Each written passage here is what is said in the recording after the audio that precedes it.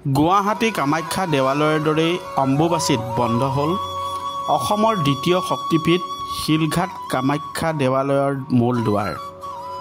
গুৱাহাটীৰ নীলাচলৰ বুকুত থকা কামাখ্যা মন্দিৰৰ দৰে অম্বুবাচীত মেলাৰ পৰিৱেশৰ বিপৰীতে শিলঘাট কামাখ্যাত যেন এক নিজম পৰিৱেশ। আজি আপোনালোকক ক'ম আৰু দেখুৱাম শিলঘাটৰ ব্ৰহ্মপুত্ৰৰ পাৰত কামকুট কামাখ্যা পাহাৰত থকা অসমৰ দ্বিতীয় শক্তিপীঠ কামাখ্যা দেৱালয়ৰ ওপৰত।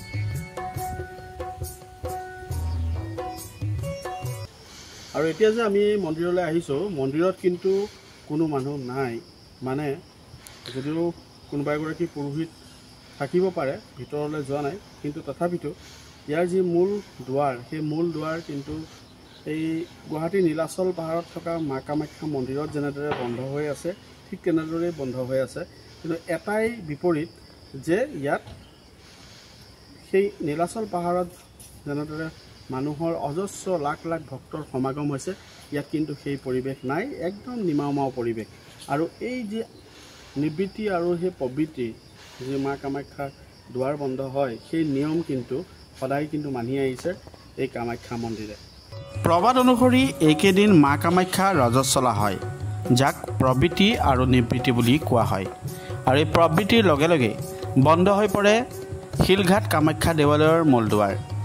কোনো বছৰেও অম্বুবাচী মেলা অনুষ্ঠিত হোৱা নাই এই ভাগ মন্দিৰত, কিন্তু অতি আধ্যাত্মিকতাৰে নীৰৱে মন্দিৰ কৰ্তৃপক্ষই পালন কৰিছে প্ৰবৃত্তি আৰু নিবৃত্তি।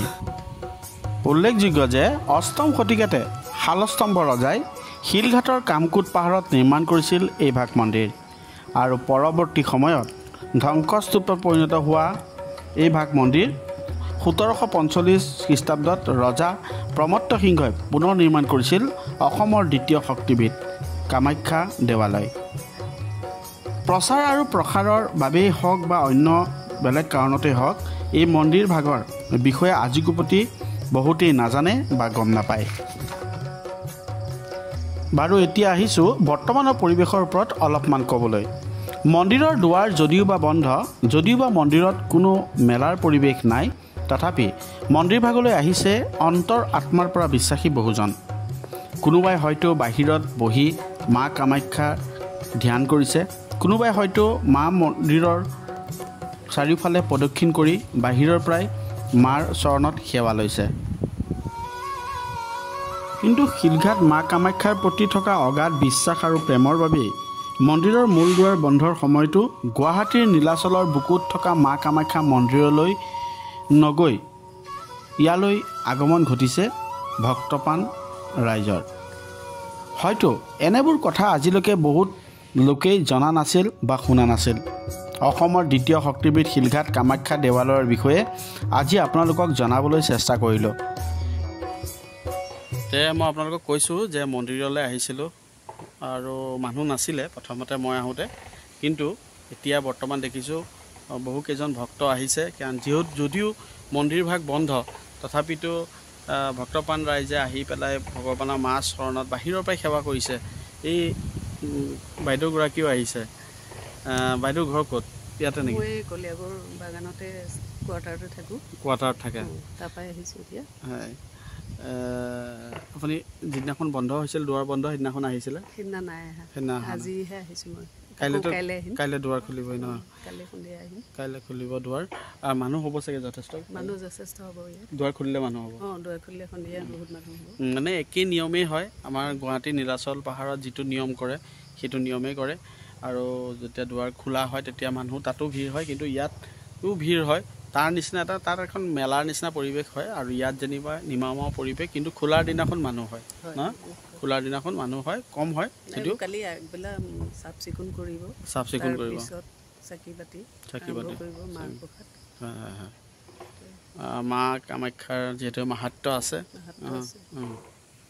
গতিকে এই প্ৰচাৰ আৰু প্ৰসাৰৰ কাৰণে এই মন্দিৰ ভাগক চাগে বহুতে নাজানে।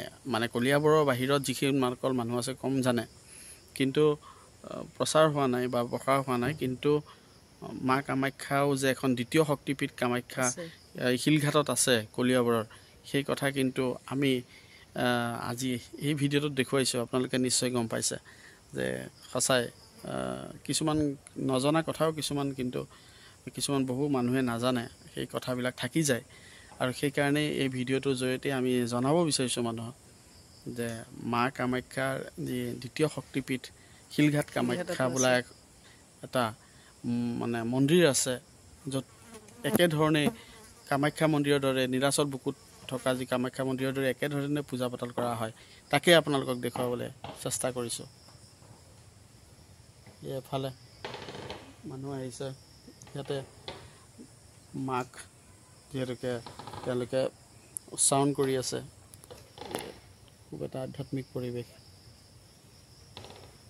কিন্তু দুৱাৰ যদিও বন্ধ ভিডিঅ'টো যদি ভাল পালে তেন্তে ভিডিঅ'টো লাইক শ্বেয়াৰ আৰু যদি ভিডিঅ'টো ফেচবুকত চাই আছে তেন্তে ফ'ল' আৰু যদি ইউটিউবত চাই আছে তেন্তে ছাবস্ক্ৰাইব কৰিব নাপাহৰিব জয় আই অসম